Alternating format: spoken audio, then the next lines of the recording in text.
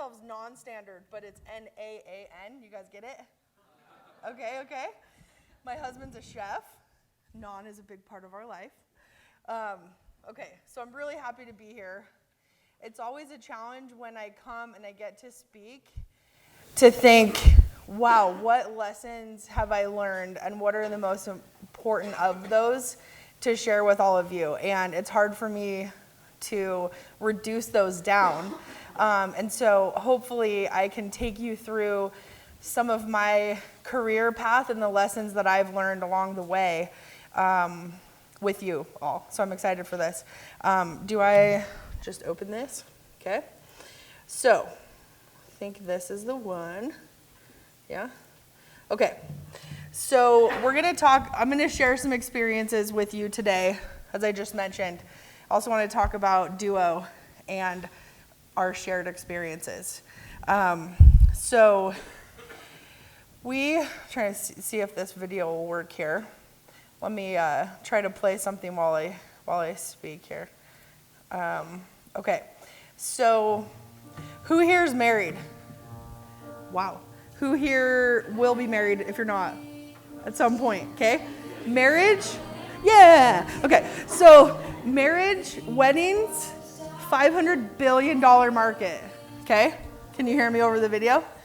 $500 billion market across this world. I kind of want some of the music. Okay. All right. So huge market. Pretty much everybody is married at some point, right? Sometimes multiple times. There's some, repeat customers there in that business. So we're going to talk about DUO. At DUO, we're all about shared experiences. We are the nation's leader in event venues. And this process, or this business model, we started it in December of this last year, so not too long ago. But I was approached by Noah's event venues. Some of you might know of Noah's, right? Noah's had 40 buildings as of last December. They were the quiet leader. And we say that because they put on 10,000 plus events and weren't really loud about it because they cared about the one-on-one lead acquisition, right? And they weren't out there publishing, press releases and things, but they approached me and they said, hey, we are the leaders in the space. I'd known of them for 10 years and had been following along what they were doing. And they approached me and said, hey, we are the leaders. Is that me? Oh, is it still playing? Sorry, guys. Technical difficulties. Okay. So they approached me and said, hey, we're the leaders in the space. There's a huge opportunity here, but for Noah's, anytime they wanted to grow, they had to build a new building. So they had to get $5 million, plot of land, and a year, and build a new building. They'd been doing that, and that's still the plan, but they said there's got to be a more scalable way to do this and leverage the infrastructure we have. So out of that came DUO. And DUO, we said, all right, let's take those learnings. Let's take the 10,000 events that you've put on and build something scalable here. Who's heard of Airbnb? Okay, better be every hand that was up. So we all know about the sharing economy, right? And thanks to Airbnb and Uber and other companies of that same vein, we've learned a lot about the sharing economy and there's broad adoption to that. So we said, why don't we take advantage of this global opportunity and form DUO that will be the sharing economy of wedding and event venues across the country. So that's really DUO, and that was the premise. We started in January of this year and said, okay, let's roll the dice on this thing. We think it's going to stick, but let's try. So at the time, we had DUO as a subsidiary of Noah's. And I said, I'll be the CEO of this Skunkworks project over here, and we'll see, where it goes. We had a goal of 50 properties by the end of 2017. So let's go out there. Can we convince 50 amazing properties to participate in the DUO marketplace? And we got started. Now, let me fast forward to, these numbers are now outdated. This was probably last month. Fast forward to June, we have over 150 properties. And there has been resounding interest in the model, which we're super excited about. But at the same time, because I'm a deal maker, I like to think, I'll tell you a little bit more about this as we proceed. But I thought, gosh, there's an opportunity here. Why don't I, instead of being under Noah's, because this thing is taking off in spite of, no advertising and, limited efforts on our part to really scale this thing. I thought, wow, there is a huge opportunity here. Why don't I, before it's more challenging to do so, peel out DUO from under Noah's and go do my DUO thing? And so I got that deal done in, call it May of this year, and at the same time was able to essentially acquire Noah's and move it under DUO. So flipped it. And all of us were saying, wow, Noah's is great, but DUO is the thing that's going to really scale here, and it makes a lot of sense to have Noah's as a product line of DUO. And Noah's has 40 plus buildings. Why don't we add those venues on to the DUO marketplace? So we got that deal done in June of this year and added on 40 properties to our portfolio and to our marketplace, and also moved over 230 to 50 employees. So moved everybody over. So we're doing this thing under DUO. And a month later, I also was excited to acquire, I'll call it our beverage partner for weddings, okay? So we acquired our third-party beverage and bar provider and moved that into DUO.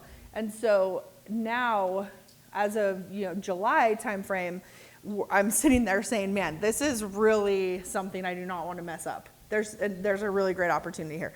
So now we have about 175 properties, and we're adding about one a day.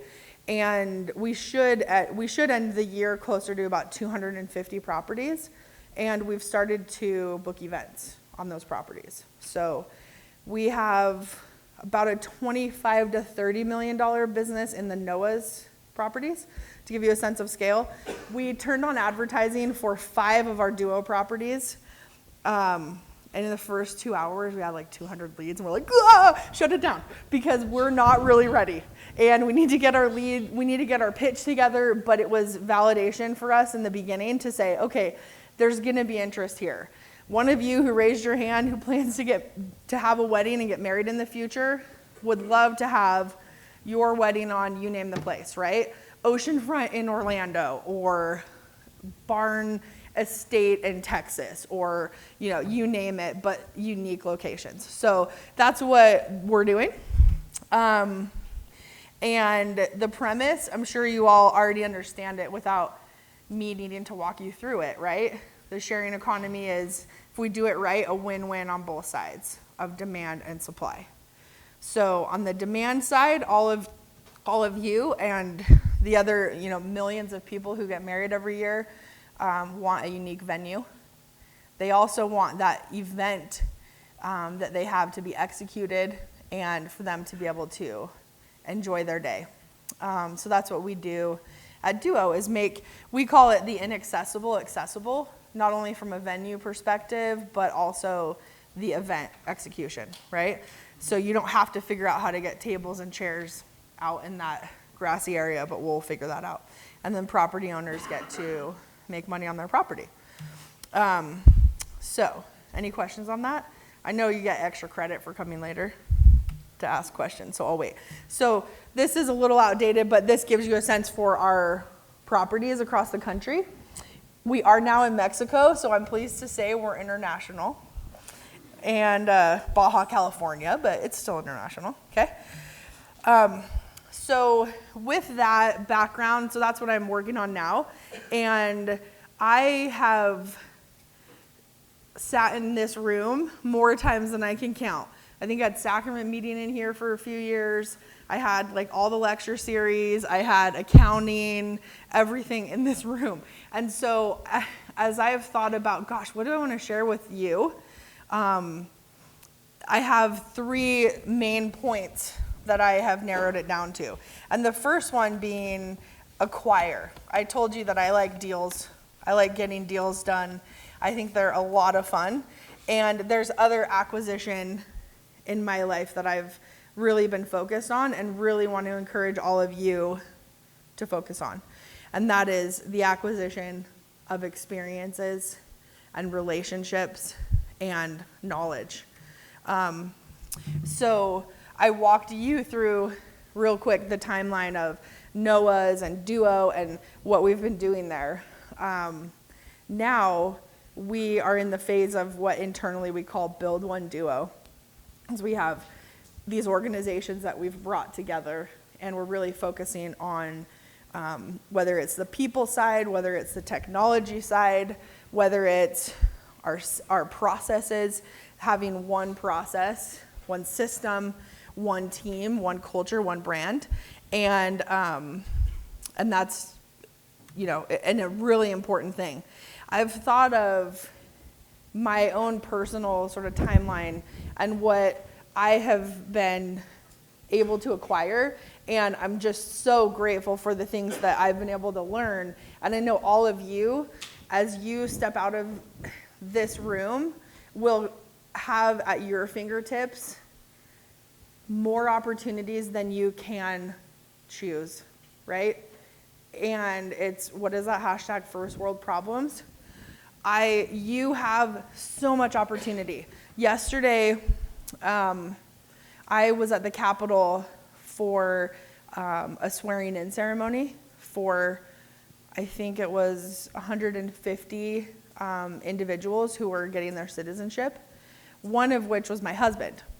And he's been working for about 7 years to get that. And it was a very emotional ceremony, not only for me because of my husband there, but because of what that meant. And I wanted to share that with you today. A few of the takeaways that I had from that. They recognized every individual's home, country. And of those 150 people, there were 34 countries represented from across the world. And as you can imagine, circumstances that varied pretty significantly in terms of what privileges they had or didn't have. And we heard from some of those people who shared their experiences and how grateful they were to be in this country and have the opportunities that they have. They also had the individuals at the end of the ceremony stand up based on how long, the term in which they'd been working on getting their citizenship. And I thought a majority of them would be, 5 years, maybe 10 years. Majority were over 20 years that they'd been working on getting their citizenship. And I say to all of you, acquire experience, acquire knowledge, take advantage in a good way of what you have at this university. The relationships you can build, the life that you have is such a benefit to you. And so hopefully you can take the meaning out of that I'm trying to share with you.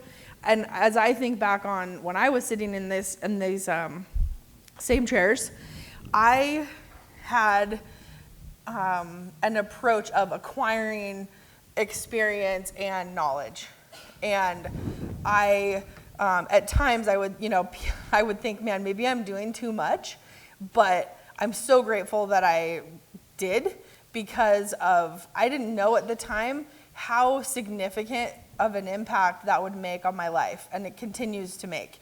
So I think of back, here in the Marriott School, when I was studying entrepreneurship and finance, I was talking to a friend of mine, and he said, hey, it seems weird to me that we don't have like an undergraduate program or, student body for the Marriott School. And we thought, well, why don't we create one? And so we created MUSA, which I think still exists, right?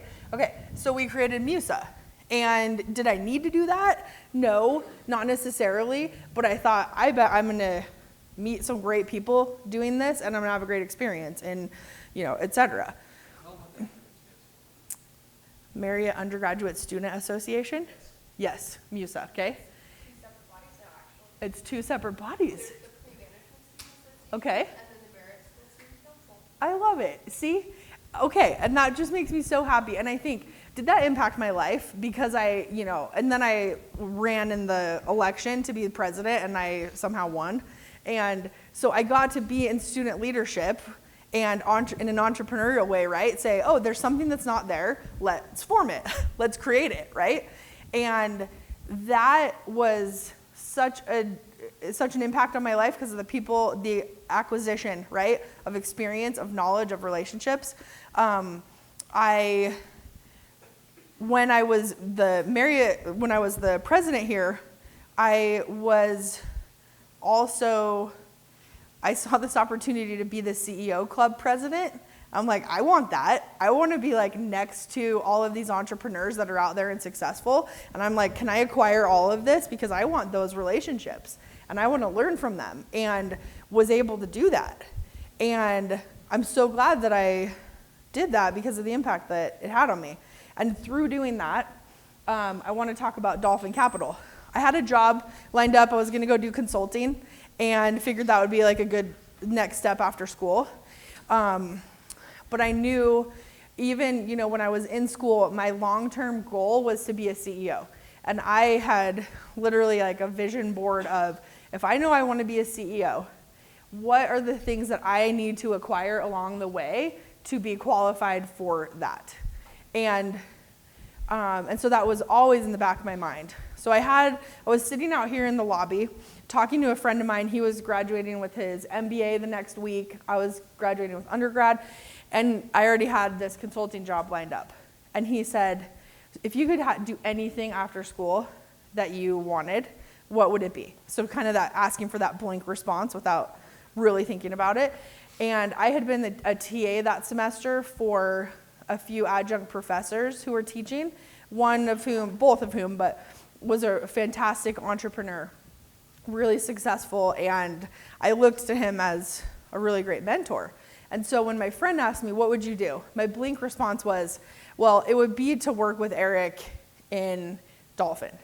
And didn't think anything more of it. The next morning at about 7 a.m., I woke up to a call from Eric, who I was his TA in class. And he said, hey, this is totally random, but would you want to work with me in Dolphin? And I'm like, drop the phone, like, what? And of course I said yes. But you know what he said to me? As I just said, oh my gosh, I'm so privileged, I would love to. At the time, it was not a private equity fund, but it was his own investments. And I thought, if I can saddle up right next to a fantastic entrepreneur, I'm going to learn so much. I'm going to acquire so much. Yes, I'll do it. And so I was really just pumped about that. As we started talking about compensation, he said, well, how much were you going to make in your consulting gig? And I'm thinking, oh, he's going to, give me like 20% more or something. And so I told him, I don't remember what the number was, but let's make it up and say it was 70. I don't know. 70K. Okay, great. I'll give you 70% of that. Would you guys do it? Think about that. I do not want, if I can wave a magic wand, I do not want any of you to make a decision based on money. Don't. If I had made a decision based on money, it would have been the most short-sighted decision I could have made. I had a 1 in a million opportunity to work with a mentor and acquire amazing experiences, and it was absolutely worth the whatever I gave up, the 20K, to do so. They joked as we continued on, the partners would joke about that I should pay tuition. But I probably would have. So please take that message with you. So Dolphin Capital, so I joined, and soon thereafter, we raised a fund. So let me see if I can go to the slides here. Maybe I don't have it. Okay, so we raised a fund, and over the course of the next 10 years, we partnered together. We had about 4 partners in there, and we were an operating private equity firm. So we would go and operate the companies we invested in where they had management team holes or needs. And I just had awesome time doing that. So we raised about 100 million and invested about 100 million in that time. One of the companies that I went to go work in was Dynamic Confections, and we sold and manufactured and sold product like the Mrs. Fields boxed chocolates and other Max Fields chocolates and things. And so there, I took an operating role in marketing. And going back to what I shared with you, where I had a list of all the things I felt I needed to acquire before becoming a CEO. One was, hey, I want operating experience in marketing. So an opportunity came up in a portfolio company, and I said, yep, I'm on it. So I went in and got to go to Walmart and sell chocolate, which was the coolest thing ever. Turns out I went there and go in there to sell, whatever it was, $5 million of Valentine's chocolates, and in walks the candy buyer who I went to school with. So talk about the benefit of acquiring relationships. That helped, right? Selling chocolates to him. So Dynamic, I learned how to market and sell a $10 box of chocolate, okay?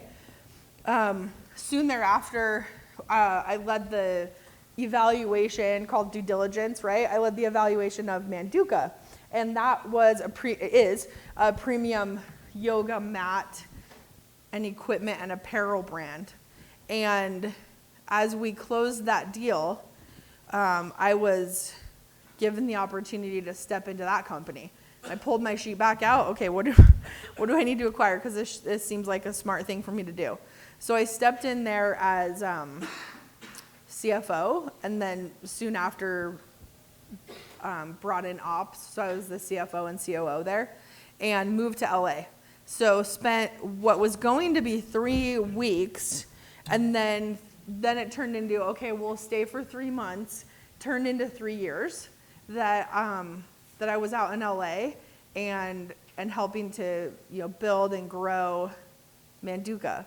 And it was such a great experience. Manduka is this lifestyle brand, and I was able to excuse me, get significant exposure to things like how to manage people, how to manage investor expectations with customer expectations with internal abilities, right?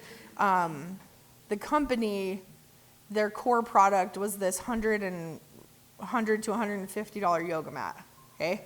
So you'd pay $150, and we sold multi-millions of a year of $150 yoga mat, which you would think no one would buy, right? But I was able to learn about quality and product, strategy and positioning, and that was a really great experience for me. And if you see, so we bought the company in the end of 2012. And so if you see here, 2013 and 14, I was busy, right? A lot of good things happening, but a whole lot to do.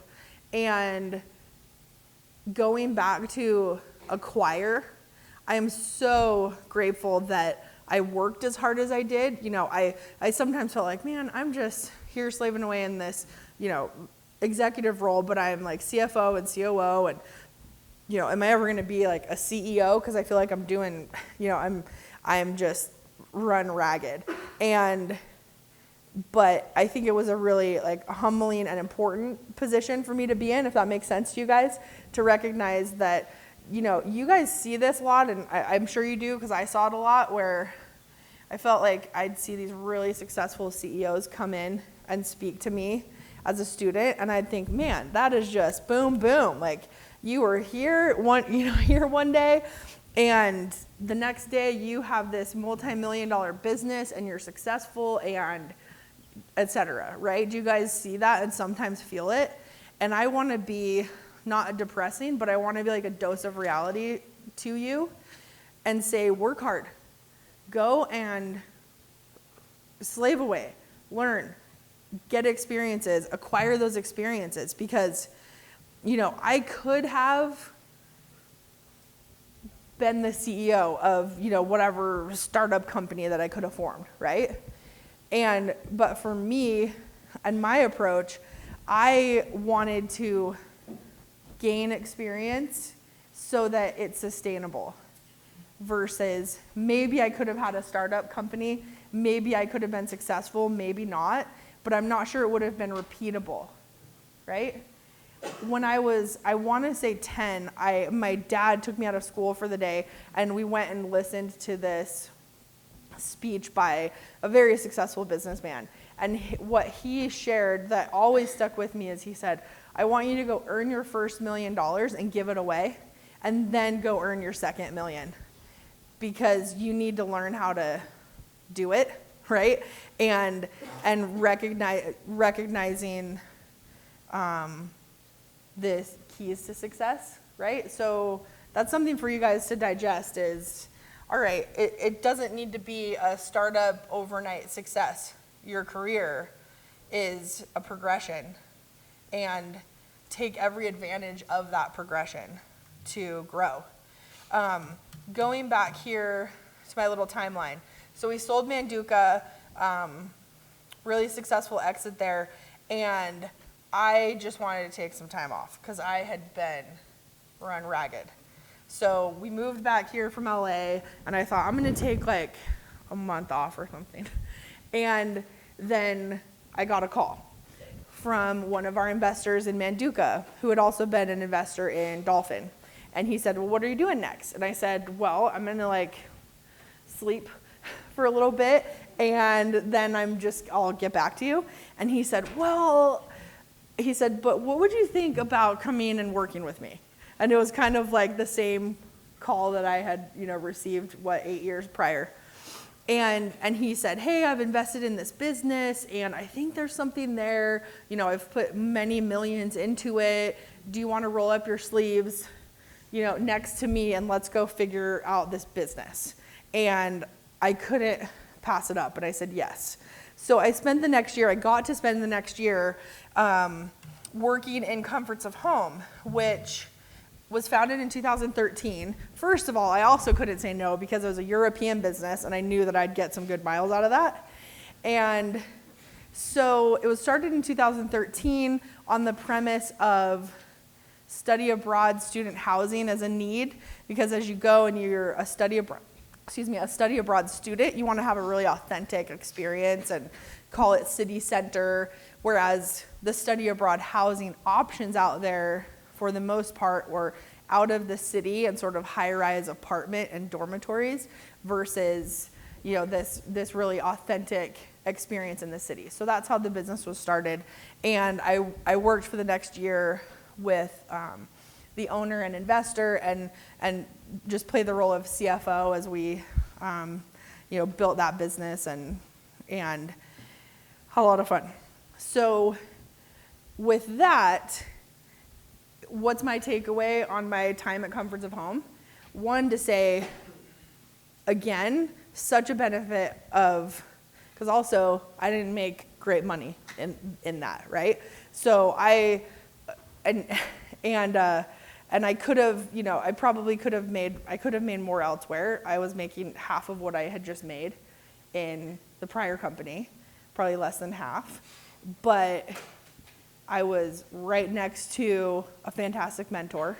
I knew opportunities would come. I guess just to go back to that, don't make decisions. If you take my word for it, don't make decisions based on money. This was fantastic for me because not only was it a great experience, not only did I get to learn from the people that I was surrounded by, but also now fast forward to DUO, where we're going international. Guess what? Now I have great relationships with international accounting firms. Now I have an international lawyer. Now I understand rental tax and rental approach and limitations in city centers, right? Things that when I was going through the pain at Comforts of Home, I didn't think I'd ever need to know again. Now I actually am really glad I know it. So just another great example for me, and hopefully you all see it, of the value of acquiring knowledge, experience, relationships, and hopefully having that longer term vision in mind, because I really do believe that it all comes back to you even, in a multiplier effect, if you will. So when do I need to stop? 15 minutes. Okay, let's crank. So, second topic, build your foundation. So, I got to spend a lot of time in France last year, and I mean, who doesn't love the Eiffel Tower? But I was sort of studying up on the Eiffel Tower and how it was built and when it was built, etc. One of the really interesting things for me was the foundation of the Eiffel Tower. You don't think of the foundation, do you, when you see the Eiffel Tower? Everybody's just like, that's amazing, and you want to ride to the top, right? You have something similar happen in life. You see amazing examples of where you want to go, and you want to get straight to the top, but you don't think about that foundation that is definitely going to be valuable to have, okay? I learned something this past week about the Salt Lake Temple that's similar in that they had, I think, sandstone as the foundation, and as they started to build the temple, recognized that that wasn't a strong enough foundation, and they replaced it with granite. And there's times in life when maybe you need to recognize that you have sandstone and need granite, and there's other times when you get to start fresh and pick granite, right? So think about your foundation. What foundation do you want to build? I started my conversation with you saying I knew a long time ago that I wanted to be a CEO, right? So I started, because I'm kind of like an Excel nerd, I started a spreadsheet of all the things I felt like I needed to acquire and building my foundation to be a successful CEO someday, right? Some of you, your goal might not be a CEO, but it might be innovate fantastic product. Okay, well, great. What do you need to do to get there, right? So my foundation doesn't necessarily need to be the same as yours, but recognizing where you want to go is really important to identifying the foundation you need, right? So at DUO, right now, we're really focused on building our foundation, because in a matter of 4 months, or 5 months, we went from 0 employees and properties to 150 properties and 250 employees, right? And so we've really had to look at it and say, okay, what are our foundational values? Like, what's our culture? What's our brand? And also, how do we do things? And what systems do we use to support the growth of our business, right? So as you go out there and help run businesses, really think about your foundation, and it will not steer you wrong to focus on your foundation and carve out the time to do so. And Dolphin, as I've talked to you guys about, Dolphin for me was this fantastic foundation. You guys understand and know private equity, right? So what did that give me? I met hundreds of entrepreneurs, right? I met hundreds of CEO styles and approaches that wouldn't work for me, that I didn't want to be, and I met hundreds of CEO approaches and leadership styles that really resonated with me, right? I got to look at hundreds, if not thousands, of deals and learn the goods and the bads and where there's challenges, right? So that foundation for me has really been key, and then running businesses to be able to have, a large sample size, right, of learnings. So, and this last section is about being engaged, right? You have a responsibility and opportunity to be engaged in your world, right? And whether it's in the business world, whether it's in your communities and sort of all of the above, being engaged, I promise you, has an ROI, okay? There is a return on that investment. I think let me give some examples that I've sort of been processing here. I, as a student, got engaged in the CEO club, okay? And in that formed this whole Entrepreneur for a Day little program that we had. And that was, I did that part because I wanted to be engaged, and part of me was like, hey, if I'm leading the program, I'm gonna get exposure, right, to entrepreneurs. And that engagement, I hope, benefited others, but it also immediately impacted me. And I would just, strongly advise all of you to go out there and find ways to be engaged, and you can be, quote unquote selfish about it, meaning recognize where you want to go, what your top of the Eiffel Tower is, and how you can help others along the way, and also, acquire experiences. So, let's see what I have here. Another interesting example for me of being engaged is 10 years ago, one of my closest friends in school joined Noah's as the number 2 employee, the second employee. And I remember talking to him about it and helping them as they were getting going, and this was 10 years ago. And interesting, right? And when I'd come back into town, I'd kind of meet up with them every few years and see where they were, and just sort of touch base and see if I could help in any way. And then DUO came along, right? So I'm so grateful for those kinds of opportunities where I could look and say, sure, I'm just, helping here and meeting with them and going to lunch for an hour, but things come back full circle. I was an adjunct professor here for, I want to say 8 years, maybe 7, and taught the Financing New Ventures course, and loved that time, and got great deals from it, and so that we actually had the Ragnar founders in our class, and that was before it was Ragnar. You guys know Ragnar, right? So that was before it was Ragnar. At the time, it was just Wasatch Back, and they had done it 2 times. And met them and said, hey, why don't we do something in a big way here? And that opportunity came because I was helping out at BYU. And so it's been fun for me to think back and preparing for this lecture, because in no way am I trying to brag, because I'm just, as I say at DUO, I'm just trying to not mess it up. And there's great opportunities out there, and there's opportunities to be engaged should you choose to find them, right? You can build your foundation and really be benefited throughout the way. Another example here, I'm not sure if any of you are familiar with NetSuite, but it's one of the largest ERP systems. So we're talking tech in here. I can bring some of this in. One of the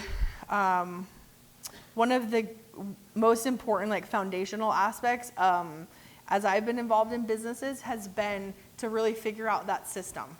How do you operate? What's the heartbeat of the business? And within Manduka, we had NetSuite, which was our ERP system. Everything that was our heartbeat, and everything was involved somehow within or around that.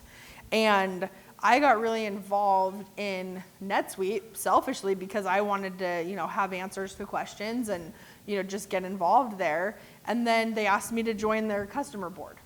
Okay, which I said yes, because selfishly I wanted to be that much closer to, know what they were doing and be able to give feedback. So I feel that every corner I turn down, and I know this same can be true for all of you, that there's opportunities. Right? There's experiences that you can acquire and do it, right? So I just really hope that's the case. Formatting didn't come through as well, but I want to end with reiterating these 3 main principles that I've shared all around experience, right? So the 3, acquire, right? Acquire experience, relationships, opportunities, learnings, etc. Build your foundation. Figure out what the top of the Eiffel Tower is for you and build that foundation as you go, and and be engaged in the world around you, and you'll be that much better for it. So thanks for your time, and hopefully I'll get to chat with some of you upstairs.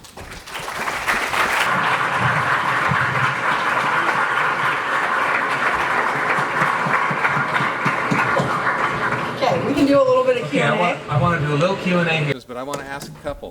First of all, here you are as our guest lecturer. Did you ever see yourself when you were sitting in these seats as the guest lecturer on this stage? No, not at all. That's my answer. No, but I hoped at the same time, right? So yes. So do you believe that there are people here in the audience who will be up on this stage in a few years? Yes, I hope so. Yes, and also recognize it doesn't have to be a year from now, right? Yeah, So those overnight successes aren't overnight. Yeah, don't worry about it. Like if I can go on a tangent, a good friend of mine, Susan, she runs Freshly Picked Moccasins, and she recently had a bit of an exit and investment, and everybody came up to her, overnight success, that was amazing, you just started that thing, and in her head, and verbally, she's like, 9 years ago, right? Because sometimes we can, on the surface, feel like, man, I see all these overnight successes, but you have no idea the days and the years, months and years that were spent building that overnight success. Exactly. Yeah. Okay, the other thing, could you have done DUO 10, 15, 20 years ago? What is there about today's opportunity and environment that lets you do it? Yeah, great question. So could I have done this 10 years ago? So internally, could I have done this 10 years ago? I would say not as well, right? Because I've had 10 years of acquiring, right? Acquiring for 10 years and learning. So I would like to think that I'm more qualified now, having seen what I have the last 10 years, but also, coupled with the market opportunity that would have, Airbnb, I just heard the other day, they went 2 years with, or was it some crazy number, I don't want to say it wrong, but some crazy number of time before they could get anybody to believe in them and sign up for their property. I thought it was like 2 years or something, and nobody was signing up to allow their property, right? But now, fast forward 10 years, because all of that foundation has been built, then we started, and I have 150 properties and 300 million of property value that said yes. So if that answers your question, there's market dynamics and interpersonal dynamics, I think. And it's the fact that everybody is so connected, and we've got this online economy and all of that. Yeah. Okay. Yeah, maturity of the market. Cool. All right, any questions? We can take maybe one or two. This is not for extra credit. All right. Nobody? Okay. We'll just go upstairs for the Cool. Q&A. Thank you, everybody. Thanks, Thank guys. you, Jill. Yeah.